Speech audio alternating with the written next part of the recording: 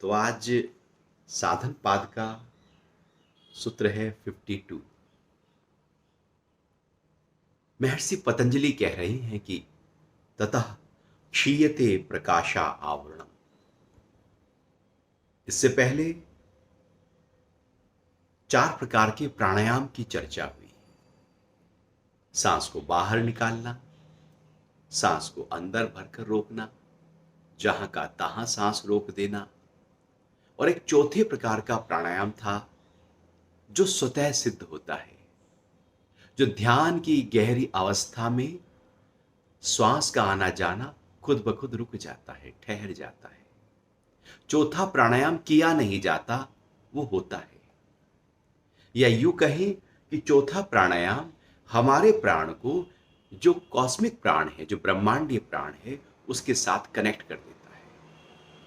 हम एक होने लगते हैं, और जैसे ही हम और दिव्यता जो बाहर है वो एक हो जाता है, तो हम अपना जो अहंकार है, जो ईगो है, उस समय डिसॉल्व होने लगता है।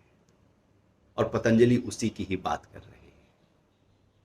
जब हम एक हो जाते हैं उस दिव्यता के साथ में, तो क्या घटता है? कह रहे हैं कि जो प्रकाश के ऊपर आवरण था वो हट जाता है। हमारे भीतर जो आत्मा का प्रकाश है, और उस प्रकाश के ऊपर एक लेयर है, एक आवरण है, जैसे कर्टन हो, जैसे सूरज के आगे कुछ काले बादल छा गए हों। तो ये आवरण क्या है? ये आवरण है हमारी ईगो का, कि मैं हूं, मैं कुछ हूं, मैं कुछ विशेष हूं। मैं, मेरे और मेरे वालों का, काम का, क्रोध का, लोभ का, मोह का, राग का और द्वेष का, जिनके आधार पर जीवन को हम चलाते हैं। मेरे पास्ट का और मेरे फ्यूचर की प्लानिंग का, मेरी मान्यताओं, मेरी धारणाओं, जो कुछ कॉन्सेप्ट्स हमने इकट्ठा किए हैं, वो सब लेयर्स की तरह रुकावट बनकर खड़े हो गए हैं। तो जैसे ही हमारा प्राण उस दिव्यता के साथ कनेक्ट होता है, वो प्राण जो अब आत्मा से बह रहा है, उसी समय जो ईगो कॉन्शियसनेस है, जो ईगो है हमारा, वो डिसॉल्व होने लगता है। अब हम ईगो से जगत को नहीं देख रहे होते। अभी हम जो भी देखते हैं, हम सुनते हैं, बोलते हैं, कुछ भी कर रहे हैं, उसके पीछे कहीं अहंकार होता है। कहीं मैं, मेरा, मेरे वाले, ये मेरा है, ये मेरा नहीं, ये मेरे वालों के शब्द हैं, ये तो मेरे वालों के शब्द नहीं। जो भी कुछ हम जीवन में कर रहे हैं, उसके पीछे हमारा अहंकार कार्य करता है। जैसे पूरी जीवन की चर्या का फ्यूल ईगो हो। तो पतंजलि कह रहे, जैसे ही हम इस प्राणायाम के चौथे अवस्था को प्राप्त होते हैं, वैसे ही हमारे अंदर कुछ घटने लगता है। अब जो भीतर का प्रकाश था, उस प्रकाश से आगे जो पर्दा था, वो हट जाता है। अब पर्दा हटने का मतलब यह नहीं कि हमने प्रकाश को पा लिया, या हम वो जो प्रकाश है उसका दीदार करने लगे। क्योंकि प्रकाश का मतलब आत्मा है, और पर्दा हटा, प्रकाश प्रकट हुआ, और हमने उसको देख लिया, पा लिया, तो फिर आगे की साधना की आवश्यकता क्या रही? फिर प्रत्याहार की, धारणा की, ध्यान की, समाधि की, पतंजलि के आगे जो और 4 अंग हैं, उनकी जरूरत नहीं रही। इसलिए यहां पर वो बहुत ही गहरे रूप से कह रहे हैं कि केवल पर्दा हटा है। यह नहीं कहा कि आपने देख लिया है, यह नहीं कहा कि आप उसमें स्थित हो गए हैं, स्टेब्लिश हो गए हैं। जैसे पर्दा हट जाना काफी नहीं है, आंख का खुल जाना काफी नहीं, देखना काफी होता है। जब आज तक प्रकाश भीतर का देखा ना हो, तो पर्दा हट भी जाए तो भी हम प्रकाश की तरफ जा नहीं पाएंगे। इसलिए डॉक्टर कहते हैं, यदि किसी की आंखें ना हो और आंख सर्जरी से आंखें आई हो, तो एकदम प्रकाश में नहीं जाना। आंखें चुंधिया जाएंगी। आई सर्जरी के बाद में एकदम प्रकाश के साथ नहीं, बल्कि काला चश्मा दे दिया जाता है। धीरे धीरे प्रकाश में जाना। तुम एकदम प्रकाश में जाओगे जो आज तक अनुभव नहीं किया, तो उसको सहन नहीं कर पाओगे। पतंजलि कह रहे हैं कि पर्दा तो हट गया, प्रकाश भी है, लेकिन अभी हमारी आंखें, जो अंदर की आंखें हैं, वो देखने को तैयार नहीं है, वो रेडी नहीं है उस स्थिति में टिक जाने के लिए। पात्र तैयार है, लेकिन अभी और अंदर की यात्रा करनी है कि उस प्रकाश का मैं अनुभव कर सकूं। तो प्राणायाम एक ऐसी प्रक्रिया है जो केवल सांस का भरना और निकालने, इस बीमारी को दूर करना या उस बीमारी को दूर करना, अनुलोम विलोम से हमने अपने ब्लड प्रेशर को ठीक कर लिया, हाइपर जो एसिडिटी है उसको ठीक कर लिया, स्ट्रेस को ठीक कर लिया, भय को ठीक कर लिया, हार्ट डिजीज को ठीक कर लिया, मन के विकारों को ठीक कर लिया। सूर्य भेदी प्राणायाम से हमने कफ दोष दूर कर लिए, उज्जाई प्राणायाम से हमने हार्ट डिजीज और फेफड़ों को बल दे दिया, भस्त्रिका प्राणायाम से वात पित्त कफ तीनों दोष ठीक कर लिए, भ्रामरी प्राणायाम से मन मस्तिष्क के विकार दूर कर लिए। ये प्राणायाम जो शरीर के बीमारियों को दूर करते हैं, पतंजलि कुछ और कह रहे हैं। उनके जो प्राणायाम है वो शरीर की बीमारियों को दूर करने के लिए नहीं है, क्योंकि वो चिकित्सक के रूप में नहीं बैठे हैं यहां पर, वो सामने साधक की बीमारियां ठीक नहीं कर रहे, बल्कि तो वो प्राणायाम से कुछ और कर रहे हैं। उनके प्राणायाम आत्मा तक पहुंचाने के लिए हैं, ना कि शरीर के रोग को दूर करने के लिए। हां, प्राणायाम से शरीर के रोग ठीक हो जाते हैं, लेकिन वो लक्ष्य नहीं है। हमारा लक्ष्य है घर से बाहर निकलकर कहीं ऑफिस जाना, तो रास्ते में साइट सीन दिख रहे हैं, उन साइट सीन देखने का लक्ष्य नहीं है हमारा। हमारा लक्ष्य तो आगे की यात्रा तक पहुंचने का है, लेकिन वो साइट सीन दिख जाते हैं। तो पतंजलि के प्राणायाम शरीर के विकारों को दूर कर देते हैं, लेकिन लक्ष्य वो नहीं है। मन बहुत ही ऊंचे स्तर पर कार्य करने लगता है, लेकिन लक्ष्य वो भी नहीं है। लक्ष्य है चित्त में पड़े हुए संस्कारों का नाश होना। और प्राणायाम क्या है? जैसे हवा है, प्राण है, जो उसमें घर्षण होता है तो अग्नि पैदा होती है। प्राणायाम से शरीर में अग्नि पैदा होती है, जिसको शास्त्र कहते हैं योग अग्नि। योग अग्नि, अग्नि का काम ही होता है स्वाहा करना, जलाना। तो जो आवरण आ गया है, लेयर आ गई है, प्राणायाम की प्रैक्टिस से शरीर में एक ऐसी हीट पैदा हुई, एक ऐसी हीट जो हमारे लेयर्स को, जो आवरण आ गया था, उसको भस्म कर देगी।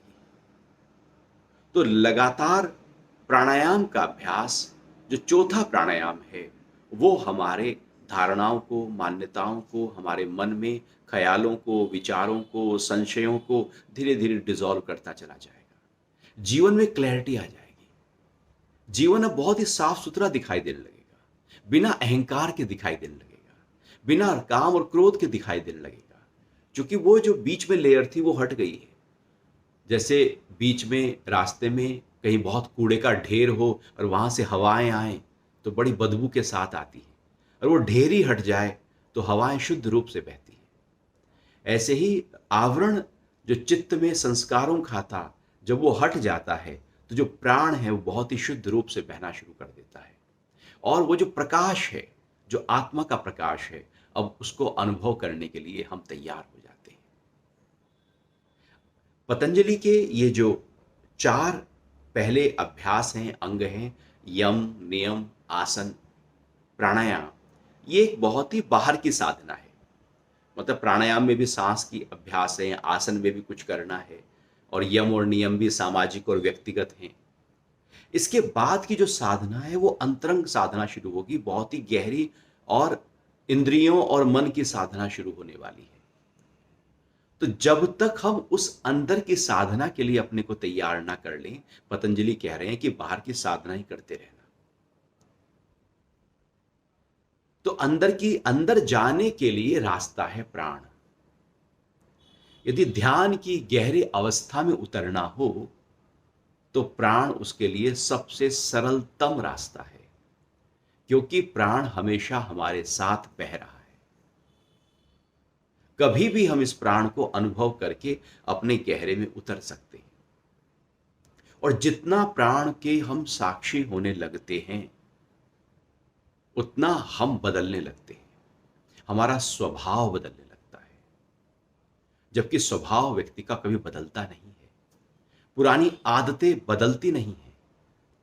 यदि कोई एक भाषा में भी तकिया कलाम हो, जो बार बार व्यक्ति अनजाने में आदतन बोल देता है, वो भी डिसॉल्व होने लगता है। कोई भी आदत, आदत का मतलब है बेहोशी से किया गया कर्म ही आदत है। और जब होश जगता है तो हर कर्म आदत से ऊपर उठ जाता है।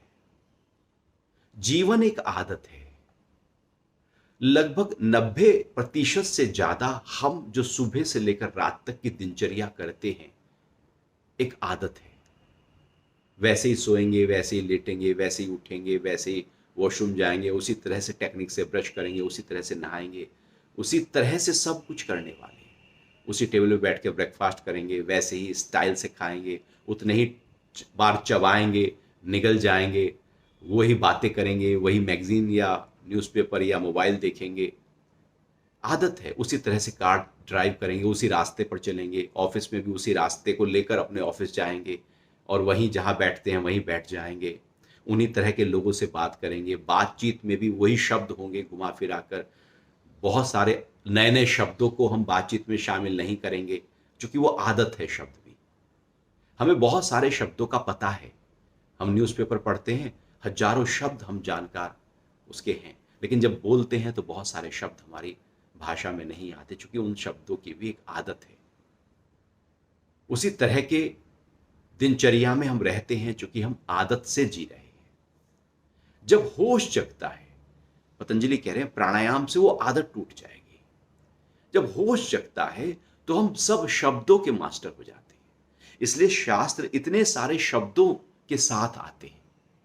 कैसे आ जाते हैं?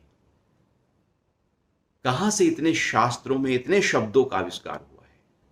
क्योंकि वो शास्त्र आदत से नहीं लिखे गए। एक राइटर है, जब वो आदत से कोई लेख लिखता है तो वही शब्द रिपीट होते हैं। एक राइटर है जो मूवी बनाता है, वो ऐसे ही तरह के सीन क्रिएट होने लगते हैं, क्योंकि वो आदत से सब कार्य कर रहा है। चित्रकार भी पेंटिंग बनाता है, वो एक जैसी पेंटिंग, कुछ ना कुछ उसमें कलर्स वैसे ही आने लगते हैं, क्योंकि वो आदत से कर रहा है। जीवन एक आदत है और प्राणायाम उस आदत को तोड़ने का एक अच्छा अभ्यास है, क्योंकि प्राणायाम एक होश को क्रिएट करता है। जैसे ही आप अपने सांसों के ऊपर अपने ध्यान को ले आते हैं, तो आप पाएंगे जो उसके बाद जब आप कोई कर्म करेंगे, प्राणायाम या ध्यान से उठने के बाद जो कर्म करेंगे, वो आदत वाला कर्म नहीं होगा। उसके बाद जब आप चिंतन करेंगे, कुछ सोचेंगे, वो आदत वाला शब्द नहीं होगा। इसलिए मॉर्निंग थॉट क्या है? तो ध्यान के बाद जो भी थॉट्स हमारे अंदर आए, उनको एक डायरी बनाकर जरूर लिखना चाहिए, क्योंकि वो दिन में आने वाले नहीं हैं, क्योंकि दिन में फिर आदत वाले थॉट शुरू हो जाएंगे। सुबह को ही फ्रेश थॉट आएंगे, ध्यान के बाद ही फ्रेश थॉट आएंगे, रात की गहरी नींद के बाद ही फ्रेश थॉट आएंगे। इसलिए मॉर्निंग थॉट जो है वो बड़े इंपॉर्टेंट होते हैं, जो कि वो सत्व गुण से भरे हुए होते हैं। वो बहुत ही ऊंचे स्तर के होते हैं, क्योंकि आदत तोड़कर बह रहे होते हैं। तो जब हम प्राणायाम की प्रैक्टिस करते हैं तो आदत टूटती है, और आदत हमारे चित्त का हिस्सा है। क्योंकि चित्त ढहता है तो स्वभाव और संस्कार गिरते हैं, क्योंकि स्वभाव का गिरना ही अंदर के जगत में प्रवेश करना है। बाहर की आदत ढहे तो मैं अंदर जाऊं, बाहर के स्वभाव और संस्कार और विकार गिरे तो अंदर जाऊं। आवरण है इन्हीं का ही ढह जाना, क्योंकि व्यक्ति स्वभाव से कार्य करता है। स्वभाव ऐसे ही है कि जैसे बचपन में साइकिल चलाना सीखा था, तो उम्र के किसी भी पड़ाव पर आप साइकिल चला सकते हैं, क्योंकि इतनी आदत आ गई। स्विमिंग सीख लिया था, कभी भी आप सीख सकते हैं। ऐसे ही आदत है, कभी भी फिर से प्रकट हो सकती है। तो जब तक आदत है, हम बहुत ही गहरे स्तर पर ध्यान और समाधि तक पहुंच नहीं सकते, क्योंकि आदतें, स्वभाव और संस्कार बाहर खींचेंगे, हमको जगत में खींचेंगे, और वैसा ही कर्म करवा देना चाहेंगे हमसे। वो पहले भी हमने एक दृष्टांत की चर्चा की थी ना कि एक ऋषि थे, उनके कोई संतान नहीं थी। एक बार वो सूर्य को अर्घ दे रहे थे तो ऊपर से एक चूहिया उनके हाथ में आकर गिरी। अब चूहिया हाथ में आके गिरी तो उनकी पत्नी ने कहा, ये तो भगवान का प्रसाद है, इसे घर ले चलते हैं। चूहिया को घर ले आए, कहा कि आपने तो इतना तप किया है, अपने तप से इस चूहिया को लड़की बना दीजिए। हम लड़की होगी तो बहुत अच्छा होगा, बिटिया हो जाएगी। तो उन्होंने वो मंत्र पढ़ा और वो लड़की हो गई। और धीरे धीरे वो जो कन्या थी वो बढ़ने लगी। जो 20 साल की हुई तो माता पिता कहने लगे अब इसका तो सुयोग्य वर ढूंढना पड़ेगा। तो उससे पूछा लड़के से, कन्या से, भाई कैसा वर चाहिए कि जो सबसे शक्तिशाली हो। तो सबसे शक्तिशाली कौन है? तो उन्होंने कहा सबसे शक्तिशाली यदि देखा जाए तो भगवान सूर्य हैं, मैं उनका आवाहन करता हूं। तो भगवान सूर्य का आवाहन किया गया। उन्हें बताया गया कि ऐसे ऐसे मेरी कन्या से आप विवाह करें। कहा कि मैं तो सबसे शक्तिशाली नहीं हूं, ये जो बादल हैं ये मेरे आगे आ जाते हैं, ये सबसे शक्तिशाली है। बादल को बुलाया गया। बादल कहता है हवाएं शक्तिशाली हैं, चूंकि हवाएं मुझे उड़ाकर ले जाती हैं। हवाओं को बुलाया गया। हवाएं कहती हैं कि ये जो ये पहाड़ है, जो हिमालय है, ये शक्तिशाली है, ये तो मुझे रोक देता है। हिमालय को बुलाया गया। हिमालय कहने लगा, नहीं नहीं, मैं शक्तिशाली कहाँ, चूहा तो मुझे कुरेद देता है, मेरी सारी जड़ों को खोखला किया हुआ है चूहों ने, चूहा मेरे से ज्यादा शक्तिशाली है। तो चूहे को बुलाया गया। कन्या कह लगी, हाँ सबसे शक्तिशाली यही है, मैं इसी से शादी करूंगी। चूहिया थी, स्वभाव चूहिया का था, उसे कुछ नहीं दिखाई दिया। घूम फिर के स्वभाव अपने ही उस दायरे में आ जाता है। जीवन की यात्रा भी कुछ ऐसे ही है। जीवन घूम फिर के अपने ही स्वभाव और आदतों के साथ जिया जाता है। ये अभ्यास उस स्वभाव को तोड़ने का अभ्यास है। यदि ये स्वभाव और संस्कार टूट सके तो बहुत बड़ी उपलब्धि हमने प्राप्त कर ली। आध्यात्मिक जगत की सबसे बड़ी उपलब्धि है मेरी आदत, मेरे स्वभाव, मेरे संस्कार ढह जाए, और प्राणायाम ही है उसका तरीका। तो सूक्ष्म बहता हुआ प्राण जितना हम साक्षी होकर उसको अनुभव करना शुरू कर देंगे, उतना हम नए होते चले जाएंगे, नित्य नूतन होते चले जाएंगे, रोज नए होते चले जाएंगे। हम रोज पुराने हो रहे हैं, सब कुछ नया हो रहा है, बाहर प्रकृति नई है और हम पुराने हो जाते हैं। आज सूरज नया है, फूल नया खिला है, नई हवाएं बह रही हैं, सब कुछ नया है, लेकिन अपने अंदर देखें तो मन में कौन से विचार हैं? पुराने, कल वाले, पास्ट वाले, वही जो कल थे। सब कुछ वही है पुराना, अंदर सब पुराना। बाहर हम नए कपड़े पहन लेते हैं, नया सब कुछ कर लेते हैं, लेकिन अंदर पुराना। ये प्राणायाम, चौथा प्राणायाम, अंदर जो पुराना है उसको नया कर देगा। आत्मा का स्वभाव है नित्य नूतन। जैसे हम पुरानी सांस नहीं ले सकते, सांस पुरानी नहीं आती, नई है सांस, सांस नई बह रही है, लेकिन हमारा मन पुराना है। पतंजलि का प्राणायाम उस मन को ही नया कर देगा, उस बुद्धि में उठने वाले संशयों में पूरी तरह से निश्चय भाव डाल देगा। और जैसे ही ये अभ्यास गहरा गहरा होता चला जाएगा, आप पाएंगे कि अब जैसे कुछ खुल गया है, अब चिंतन का नया विचार आ गया है, नई क्रिएटिविटी, नया इनोवेशन, नए थॉट्स, नए समाधान, सब कुछ नया प्रकट होने लगा। क्यों? पहले समय में केवल गुरु के पास जाकर जीवन के सारे प्रश्नों के उत्तर लिए जाया करते थे। परिवार की कोई भी समस्या हो, शरीर की कोई समस्या हो, धन की समस्या हो, व्यापार की समस्या हो, अध्यात्म की समस्या हो या मन की समस्या हो, कोई भी समस्या, और डिप्रेशन हो गया हो या विकार हो गया हो, गुरु के पास ही जाया करते थे। भगवान राम भी जब 16 साल के थे तो डिप्रेस हो गए थे, तो गुरु के पास भेजे गए, वशिष्ठ जी के पास भेजे गए, और वहां पर जो संवाद हुआ उसी शास्त्र को योग वशिष्ठ कहा गया। तो जीवन में जो भी समस्या हो पहले गुरु के पास जाते थे और गुरु उनका समाधान कर देते थे। ऐसा क्यों होता था? गुरु के पास सारे आंसर कैसे? हर समस्या का समाधान कैसा? जीवन की हर समस्याओं की युक्ति कैसे कैसे प्रकट हो जाती थी? वो बीरबल से अकबर ने पूछा था ना कि तुम्हारे पास तो सब कुछ है, कोई भी प्रश्न समस्या सामने आती है तुम सबका आंसर कर देते हो, ये कहां से लाते हो? तो वो कह रहा था कि मैं एक मंत्र का जाप करता हूं, लगातार जाप करता हूं, सुबह की मेरी यही, और मैं उसके बाद ध्यान में चला जाता हूं, और वो ध्यान ही है जो मुझे नए नए समाधान प्रकट कर देता है। मुझे नहीं पता कहां से समाधान आते हैं, लेकिन वो आ जाते हैं। तो ध्यान में जब हम गहरे उतरते हैं तो पहले प्राणायाम खुद ब खुद हो जाता है। जब आप ध्यान के लिए बैठेंगे तो चौथा प्राणायाम होने लगेगा, क्योंकि वो करना नहीं पड़ता, वो होता है। और उसके बाद जब आप उठेंगे तो आप नए होंगे। उसी पतंजलि कह रहे हैं कि पुराना आवरण हट गया, जैसे पुराना कपड़ा हट गया अब नया कपड़ा आ गया। जैसे घर में नया कपड़ा आ गया हो, और नया कपड़ा आ जाने का मतलब यह नहीं कि वो शरीर पर आ गया है, वो घर में कहीं रखा है, अभी उसको पहनेंगे। कपड़ा है, प्रकाश आ गया है, लेकिन अभी उस प्रकाश को देखा नहीं है, देखने के लिए वो आंखें नहीं है। अभी पतंजलि कह रहे प्रकाश तो अंदर आ गया, लेकिन अभी आंखें तो तैयार करनी होंगी। अभी ये आंखें बाहर के जगत को देखने के लिए थी, अंदर के जगत को देखने के लिए आंखें नहीं है।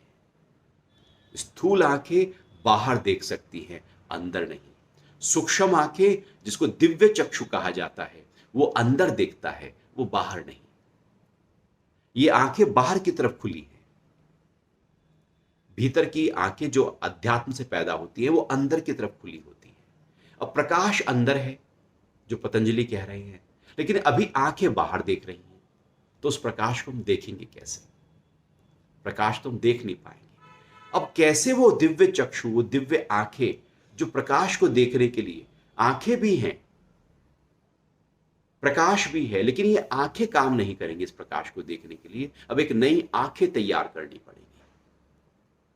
आगे की जो साधना है वो नई आंखों की, नई चक्षु को, दर्शन को, दृष्टा भाव को, साक्षी को पैदा करने के लिए, कि वो प्रकाश में देख सकूं।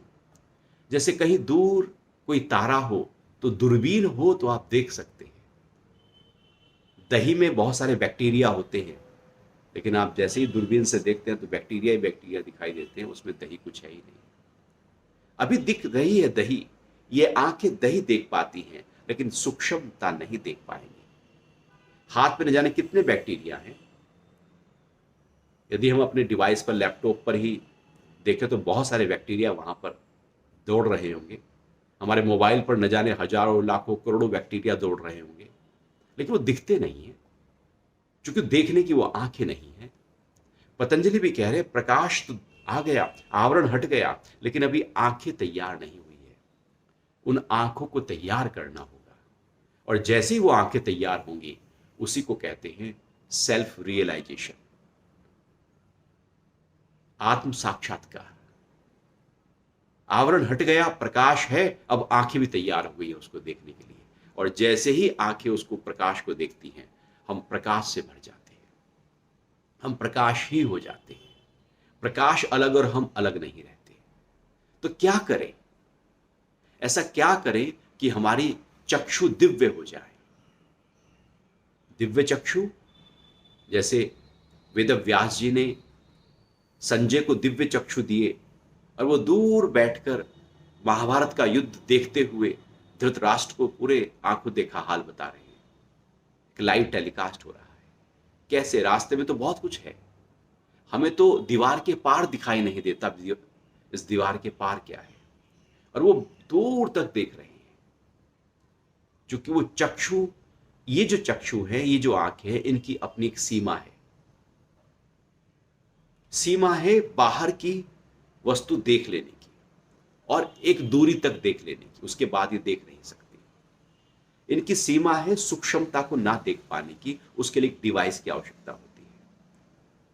ऐसे ही अंदर के जो चक्षु हैं उसकी असीमता है। इन आंखों की सीमा है, बाउंड्रीज हैं, लिमिटेशंस हैं। अंदर की आंख जो है वो अनलिमिटेड देख सकती है, कहीं तक देख सकती है। इसलिए भारतीय ऋषि धरती पर बैठकर कह रहे हैं कि जो मंगल ग्रह है वो लाल मट्टी है, लाल है, और उसको ग्रह शांत के लिए आपको मूंगा पहनना पड़ेगा जो लाल रंग का पत्थर है। कैसे? वहां तो गए नहीं, कैसे देख पा रहे हैं? पूरे का पूरा यदि आप पंचांग देखें तो किस दिन सूर्य ग्रहण लगना है, किस दिन चंद्र ग्रहण लगना है, एक ऐसी पद्धति तैयार कर दी। पंचांग जो लिख दिया वही समय, ठीक वही समय विज्ञान बताएगा। हजारों साल पहले जो तैयार कर दिए पैरामीटर्स, बस वही चले आ रहे हैं। कैसे? यहां से बैठकर वहां देखा गया, क्योंकि वो चक्षु दिव्य हो गए। उस प्राणायाम के अभ्यास से अब उनकी बाउंड्रीज हट गई।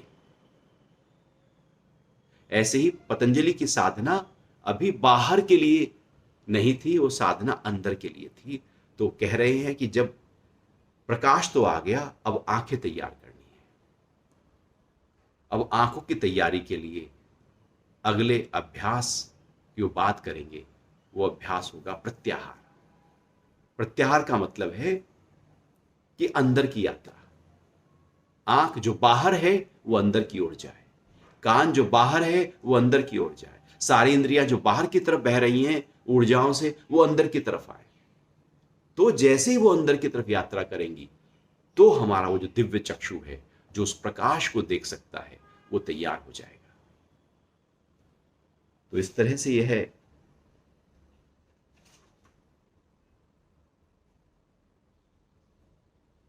52वां सूत्र पतंजलि प्राणायाम की उपलब्धि की बात कर रहे हैं कि प्राणायाम से क्या लाभ होता है। जैसे हर साधना का अपना एक लाभ है। इससे पहले भी जब अहिंसा की बात की तो उन्होंने अहिंसा में ही बताया था कि अहिंसा के सिद्ध होने से ये लाभ होगा, सत्य के सिद्ध होने से ये लाभ होगा, अस्तेय के सिद्ध होने से यह लाभ होगा, शोच करोगे तो ये होगा, संतोष रखोगे तो यह होगा, जो जो करते जाओगे उसका ये लाभ होगा, आसन करने से ये लाभ होगा। अब प्राणायाम की बात आई तो उन्होंने कहा प्राणायाम से आपका जो आवरण है आत्मा के ऊपर, जो लेयर है कॉन्शियसनेस के ऊपर, वो हट जाएगी। लेकिन अभी यह नहीं कहा कि कॉन्शियसनेस का साक्षात्कार हो जाएगा, अभी केवल लेयर हटी है। अभी हमें और गहरे रूप से अपने आप को तैयार करना होगा।